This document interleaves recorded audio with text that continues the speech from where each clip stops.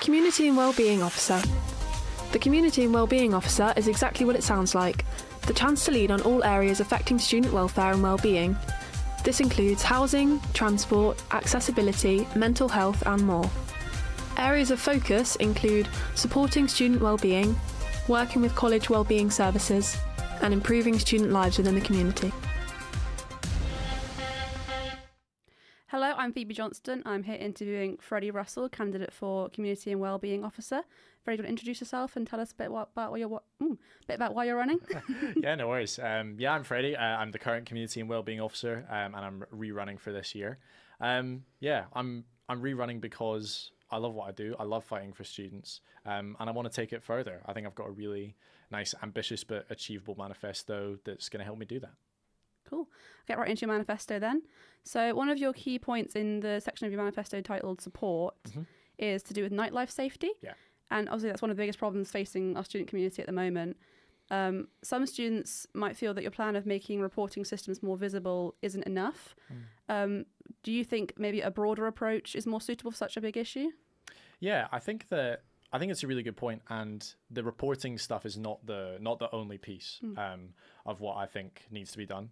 I think we also need a lot more openness and transparency from the SU about what is being done and what's in place already. And I think we also need to be better at working directly with clubs and also directly with bouncer companies as well.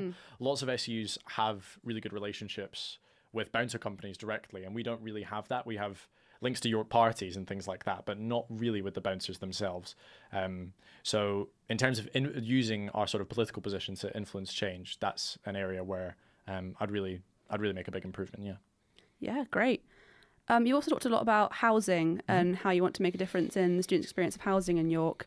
You've already negotiated a 9% rent increase down to 6% in your previous term, but you also mentioned your housing toolkit. What is that and how will it be implemented? Yeah, totally. So the idea for the toolkit is basically like an interactive thing that you can go on the website and use when you have a problem with your house.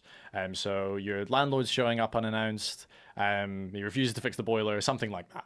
And it will take you through step by step based on what the problem is. Speak to this person, yada, yada, yada. If you say, okay, I've done all of that, I've spoken to all these people, if it takes you to the full process, then at the end, it will give you like a template document with letters to send to people, contacts to use, who to talk to solve the issue, your rights, so you know how to fight for them, and an invitation to contact the SU if you need support with that. So it's about giving students the tools to fight for their own rights in housing, yeah. A lot of your campaigns are centered around like an open communication Absolutely. and listening, and you specifically use the term a framework of listening and collective action. And obviously I might have a different idea of what that looks like. So what does that look like specifically to you? Yeah, I think it's been really influenced by the work I've done on the Student Minds Mental Health Manifesto this year.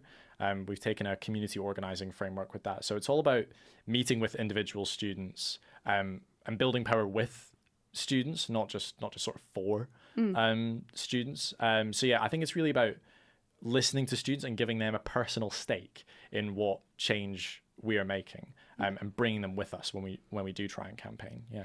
What do you think you would change about, if anything, from your previous term as officer? Obviously, your main slogan is "Stay steady with Freddy." Yeah. And do you have anything to say to students who might want to see a change in the position, how they're represented? Yeah, that's a really, really good question. I think definitely being more like active and transparent on social media is one thing. I think I struggle with that. Anybody who follows my personal knows I'm not the biggest poster. So yeah, that's been really new to me, and learning how to really make people aware of what I'm doing and what we're doing. I think that's a really important piece that I would change, because I think that's something that I only recently feel like I've started to get right. Great. And just to wrap up, before we head over to Millie Thomas interviewing Sam Dickinson, could you sum up your campaign in 3 words? Yeah, I think it would be keep giving back, because I love giving back. Like, giving back is one of the concepts I try and center my life around, and this job just lets me do that. And I want nothing more than to keep giving back. So yeah. Great.